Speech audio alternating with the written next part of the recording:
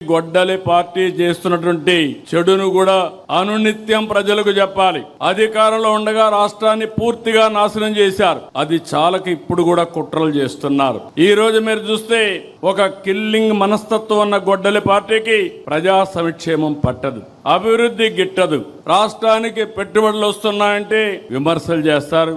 ఒకవేళ విమర్శలు చేసిన తర్వాత ప్రజల్లో గాని వ్యతిరేకత వస్తుంది అనుకుంటే మేమే తెచ్చాం, మేమే ఆలోచించామని మాట్లాడే పరిస్థితికి వస్తున్నారు.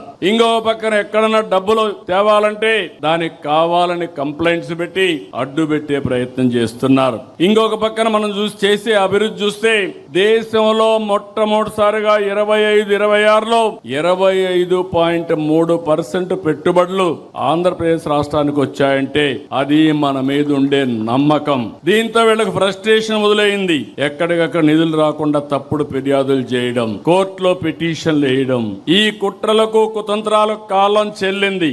సమర్థవంతంగా ఎదుర్కొనే శక్తి